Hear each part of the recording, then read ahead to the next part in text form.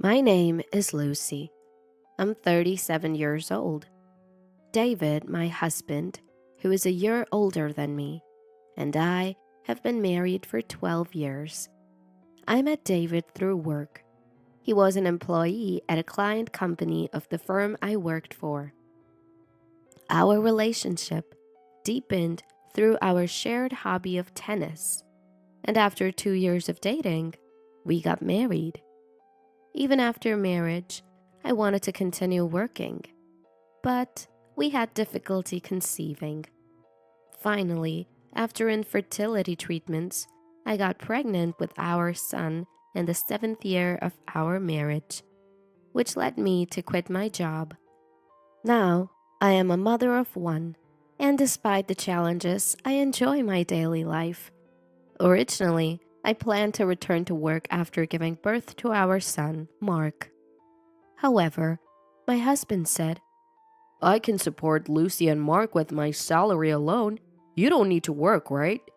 Mark would be happier with Lucy around, and when things get tough, we can rely on my parents." Appreciating his words, I decided to quit my job. Indeed, parenting was much harder than I expected. I often suffered from sleep deprivation, trying to match the erratic sleep schedule of Mark. Putting myself last, I centered my life around Mark. It was tough, but the joy of watching Mark grow up close outweighed everything. I was deeply grateful for David for allowing me to spend my days like this.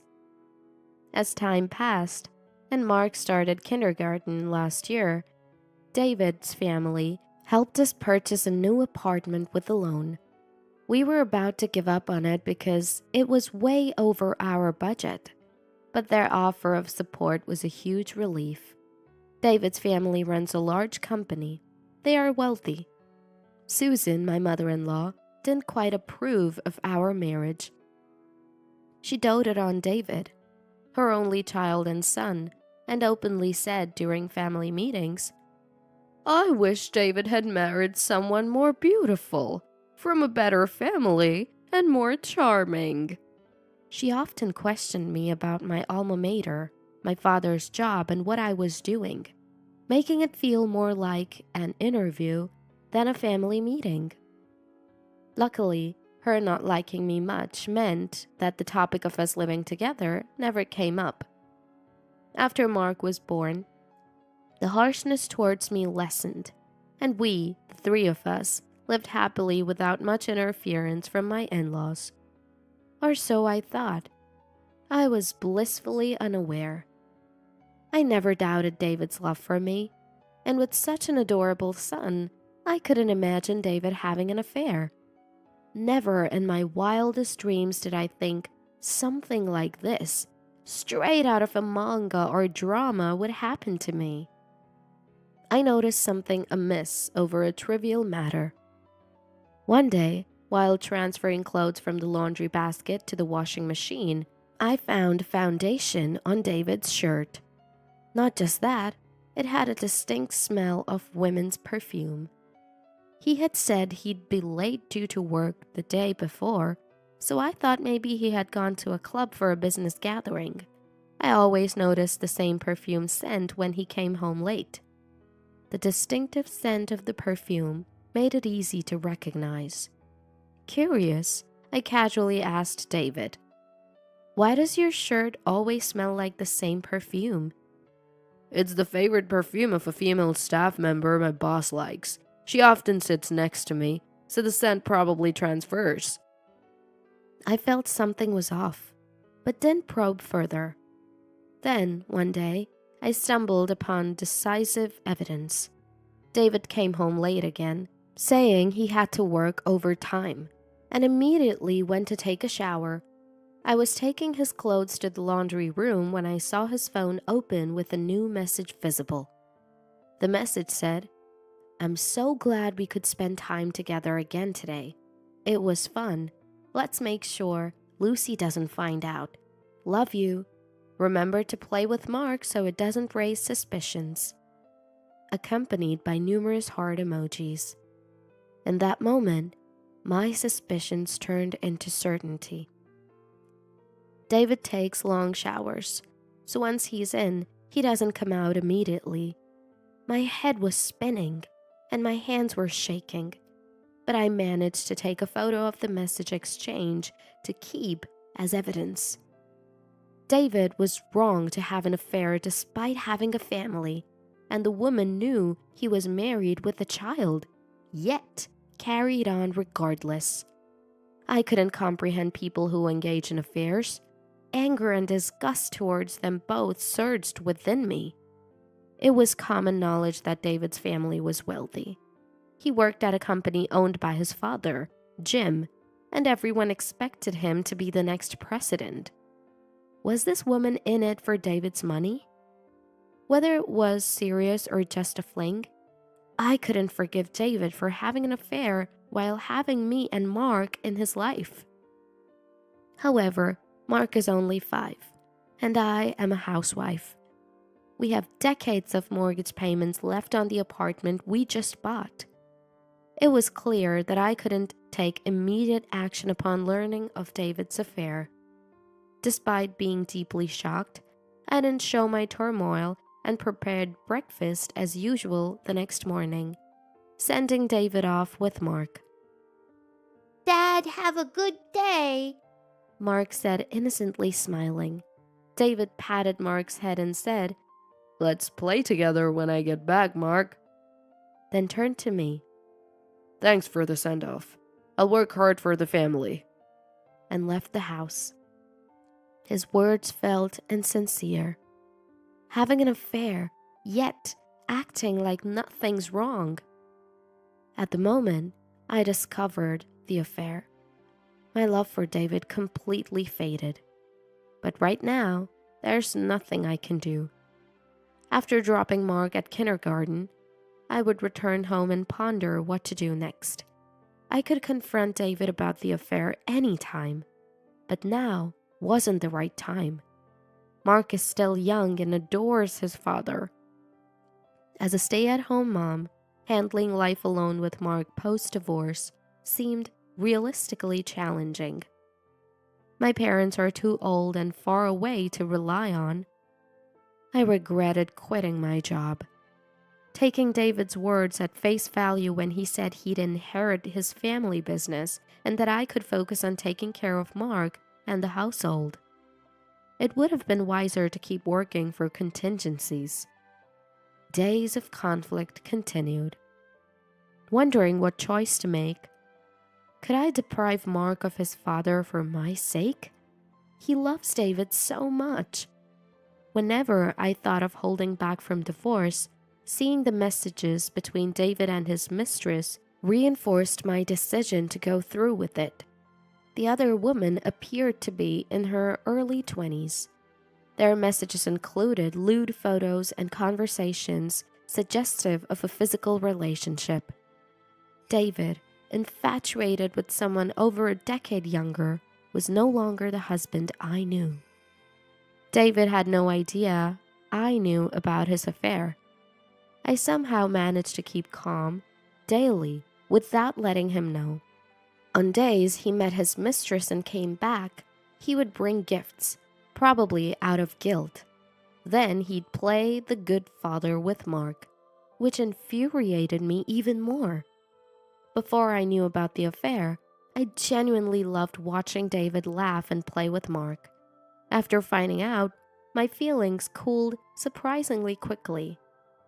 Then one day, out of the blue, and not on a special occasion like my birthday or our anniversary, David gave me a present. "What's this all of a sudden? This necklace looks expensive." "To show my gratitude," he said cheerfully, "for all the hard work with the house and Mark. Please, take it." That night, I checked his phone and discovered that the necklace was meant for his mistress, who rejected it, calling it old-fashioned.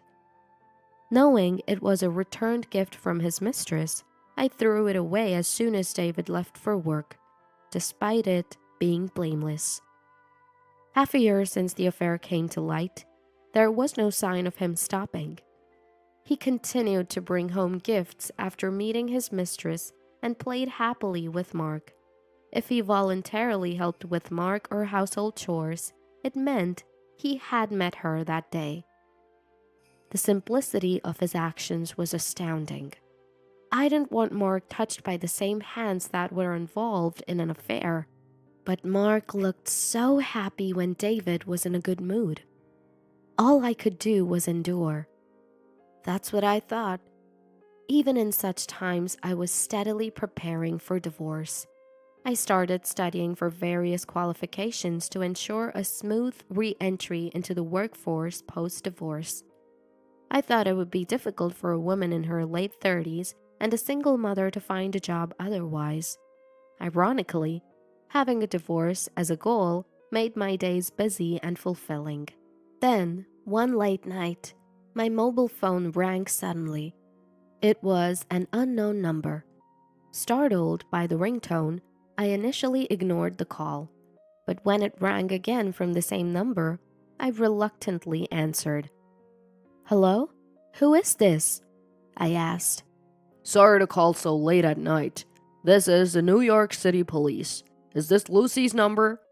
A male voice inquired. Shocked by the mention of the police, I was instantly alert. "Yes, this is Lucy. What can I do for the police?" I asked apprehensively. "Is David your husband?" "Yes." "David has been in a car accident and is currently undergoing emergency surgery at the hospital. Can you come to the hospital immediately?" he said. David had been in a serious car accident. "Understood.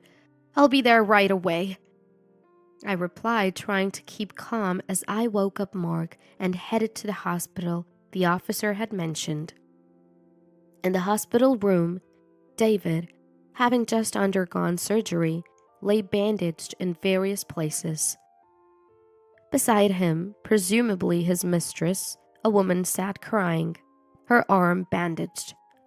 Lost for words in this chaotic scene, the doctor who performed the surgery entered the room. "David is not in life-threatening condition, but he has multiple complex fractures, so it will take a considerable time to return to normal life," he explained. After the doctor left, the young woman approached me.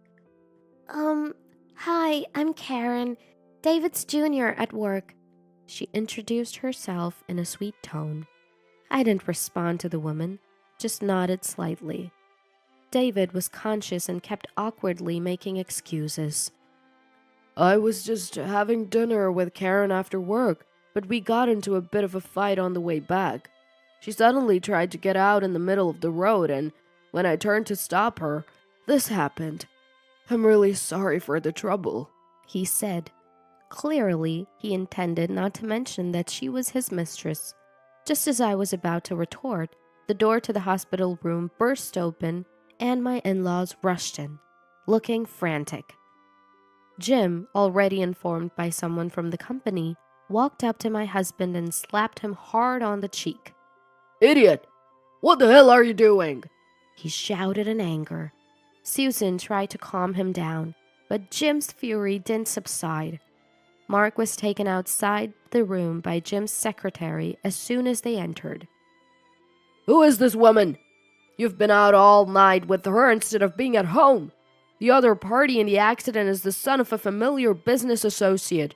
This is what happens when you fool around with young women," Jim yelled. "I'm sorry, Dad, but I just had surgery," David muttered weakly. Ignoring David, my in-laws turned to me. "Lucy, we are truly sorry for our son's behavior." They both apologized deeply. "There's no need to apologize," I said. Interrupting me, they continued. "We were wrong in our upbringing. We spoiled him for being an only child. It's our fault he turned out to be such an irresponsible man." Jim apologized profusely. I decided to tell them the truth. I've known for over 6 months that David was having an affair. Ignoring David's shocked, "What? Why? I continued. Mark is still young, and I'm a stay-at-home mom. We just received your support for the apartment, so divorce wasn't an option. I thought enduring this alone would suffice, but I never expected things to turn out this way. Jim fell silent for a while, then said, It's late. Go home with Mark for now. We'd like to talk more tomorrow after Mark goes to kindergarten, if that's okay. I agreed. The next day, I visited David's hospital room with his clothes and other items. Oh, isn't your girlfriend here today? I asked sarcastically. David laughed. After she left yesterday, she messaged me she was going back to her parents' home, and I haven't been able to contact her since. She seemed scared of Dad's outburst. Young women are unreliable. Lucy, you're the one for me. He was clearly trying to appease me. Realizing his approach wasn't working, he said earnestly, I'm truly sorry. It was just a fling. Please forgive me. But I ignored all his words. I'll leave these things here, I said, and left the room. He didn't seem to realize that he had admitted to the affair. Such a foolish man. Later, when it was time for my meeting with my in-laws, they arrived at our house and again apologized. We're deeply sorry for our son's unforgivable actions. Then Jim began to speak. After hearing about the accident, we thought a lot about Lucy and Mark. We also immediately investigated the woman involved with David. It turns out she's a receptionist at a client company David was dealing with. They've been in a relationship for over 3 years. Lucy, you might not want to hear this, but I thought you should know. Over 3 years. I had no idea it had been going on for that long. He started the affair when Mark was just 2 years old. I couldn't forgive him for cheating even though he had such a cute son. Now, let's get to the main point. We came here today to hear what you really want, Lucy, Jim said. When asked, I clearly stated, I've been thinking about divorcing David. My in-laws nodded in agreement, as if they expected my answer. Lucy's decision is understandable. We've overlooked too much because he's our son, but his work performance and reputation at the company are poor. He's not fit to take over the business. Moreover, this accident has ruined an important business relationship. The damage is incalculable. If we left the company to him, it would cause discontent among the other employees. I consider them a part of my family too, so I've decided not to let him inherit the company, Jim declared. I replied, That's Jim's decision. I have nothing to say about it. But internally, I don't care what happened to my soon-to-be ex-husband. Jim then offered, As a token of our apology, we've arranged a new apartment for Lucy and Mark. We know it's not much, but please accept it as an apology. And of course, we'll provide adequate compensation. He handed me the contract for an apartment spacious enough for Mark and me. It was already in my name. It was a very genuine offer, so I gratefully accepted. Thank you very much. We'll make it our new home.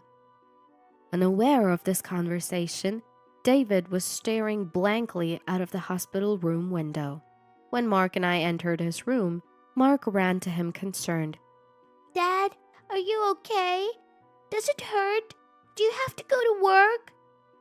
I'm on leave from work now, but I'll be home soon. Until then, listen to Mom and be a good boy, David responded. He seemed oblivious to the seriousness of the situation. I asked him about the woman he hadn't seen since the accident. By the way, I haven't seen that woman since that day, I said. David hugged Mark and replied, That woman. It was just a fling, so it's fine. All I need is Mark and Lucy. I was amazed at how conveniently he returned to the family once the woman left him. I couldn't help but laugh at his absurdity. My laughter made David think he was forgiven. He too smiled, seemingly in a good mood. A month later, with my in-laws looking after Mark, I accompanied David for his discharge from the hospital, fulfilling my last duty as his wife. I've taken care of various procedures during your hospitalization. The car's been scrapped, and the settlement with the other party's insurance company is done, I informed him. Typical Lucy. I'm proud to have you as my wife. Thank you, He replied. The house looks tidier. Have you gotten rid of a lot of stuff? There's nothing like being home, David observed, likely noticing that mine and Mark's belongings had been packed. Right on cue, the doorbell rang. Moving company! I called out and opened the door. As the movers entered, David finally seemed to realize something was amiss. Hey, what's this about? He asked me. It's obvious, isn't it? They're movers, I replied. Why are movers here? Because we're moving, Wait a minute. David said, confused. I've waited more than enough, I responded coldly. When I found out about your affair, I was waiting all this time for you to stop and come back, I said. I thought you had forgiven me, David said, bewildered, as I directed the movers. Leave all the men's items here. I turned back to him. Forgive you? That's out of the question. The thought of a man who cheats while having a family disgusts me. Once you knew she left you, you conveniently said, "You're the only one for me. I'm getting a divorce. Everything else has been left to my lawyer," I stated clearly. I left the house with the movers.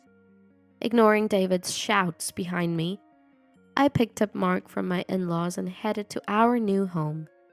I later heard that David had become a laughingstock at his father's company, losing any chance of taking over. The divorce was finalized smoothly, and I received a substantial settlement. David paid a hefty price for his affair and accident, losing not just his wife, but the respect of his parents. But I don't care about such a man anymore. As for me, I recently secured a new job. The qualifications I studied for came in handy. I'm glad I acted with careful planning. Now, I look forward to living a happy life with Mark.